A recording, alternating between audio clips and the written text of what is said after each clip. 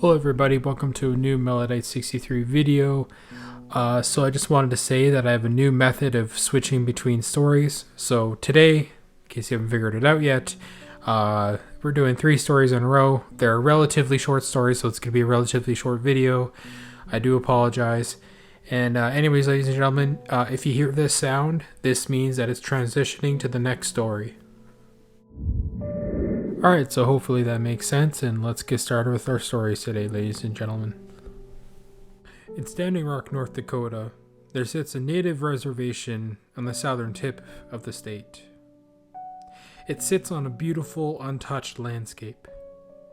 To the naked eye, this might seem like a normal and very pristine landscape. However, this reservation holds a dark secret. The dark secret being the Dark Man.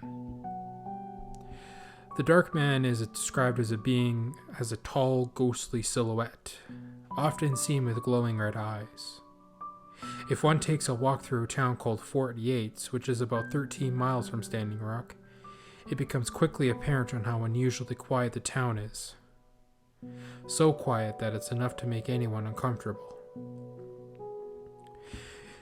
If you ask any of the locals about the existence of the Dark Man, most won't deny its existence, but on the flip side, don't really want to talk about him. It's seen as a Grim Reaper because when one either sees it or encounters it, someone passes away in their family. Many people will often be too afraid to talk about it due in part of the fear that the Dark Man might come for them. There are many traditional songs and folklore stories told by parents to their kids. It gets passed down from generation to generation. Many reading this might mistake this as a Slender Man, but in fact this is a Lakota Sioux tribal spirit. So if you're ever in the North Dakota region, maybe see for yourself. But that might be a bit more than what you wish for. In Alexandria, Louisiana, there's many locals that live near a lake called Coteau Lake. They often hear the screaming and crying of a woman and even seeing an apparition. Much like the La Llorona legend that spread throughout Central America, Mexico, and New Mexico. It's said that it lures people into the lake to drown, and the lake was drained recently and many old Native American artifacts were found. They were thrown to the bottom of the lake by the French, and it's said that the spirits are often restless. It's a potential native burial ground as well.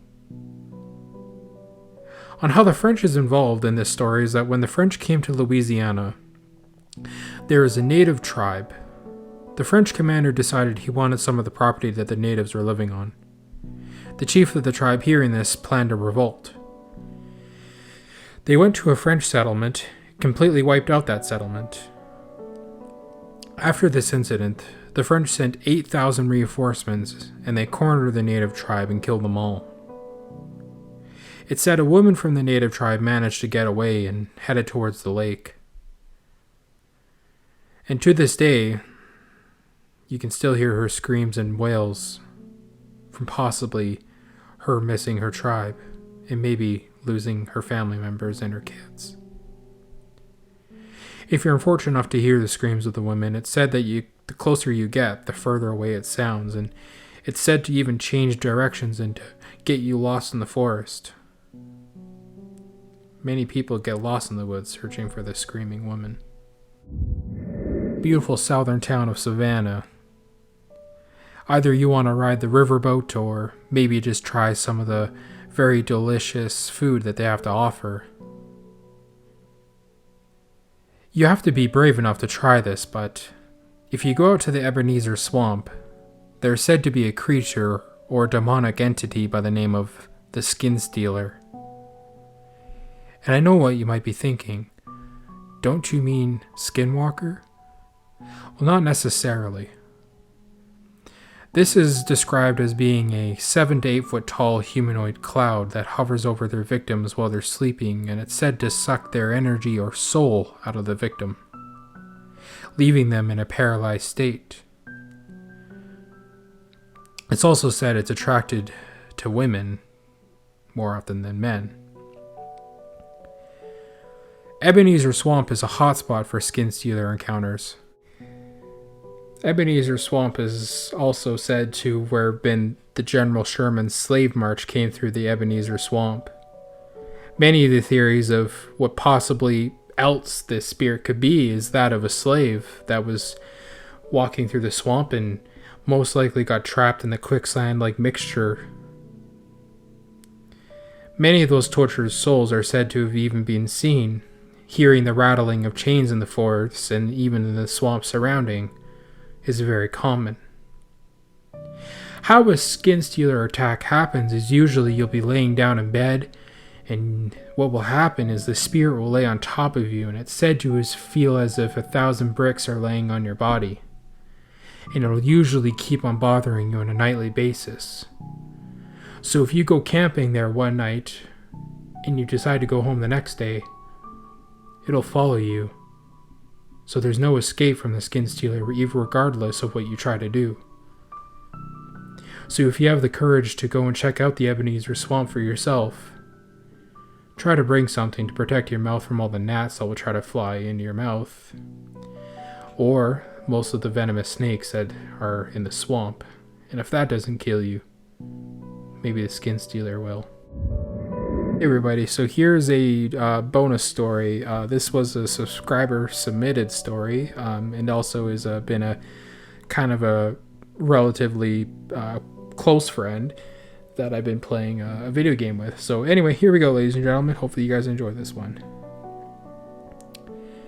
I was about 10 or 11 at the time, camping with my grandfather out near the Northern California coast. It was starting to get late and we started heading back to camp. We were walking for some time when we saw people on the ridge across this valley. My grandpa stops in his tracks. Seeing this, we both stop in succession. He brings his 30-30 to a low ready, and we see about 3 to 4 people on the ridge. It feels as though they're looking directly at us, even though they're yards and yards and yards away. It looks like they're wearing like these old-timey hats. Can't tell much else, just silhouettes basically. They aren't moving at all, and it was just very strange. My grandfather said that we needed to go. He did not feel very comfortable in this situation.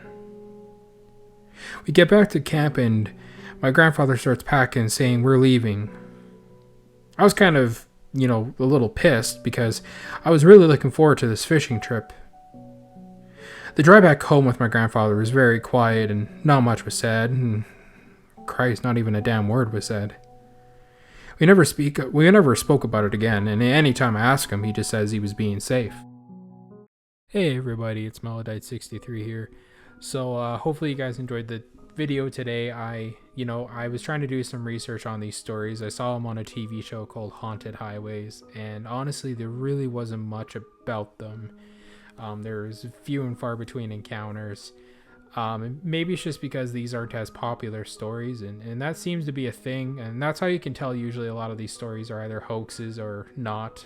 If there's like a shitload of stories, chances are they're probably you kind of really kind of filter some of the ones that you feel are kind of just a little off, you know what I mean?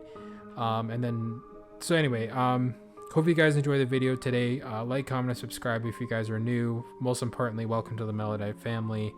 And ladies and gentlemen, if you liked the video today, make sure to like and also turn on that bell for the notifications. All right, I want you guys to know when I upload, and I try my damnedest to put out the best stuff that I can for you guys. So anyway, guys, see you guys later.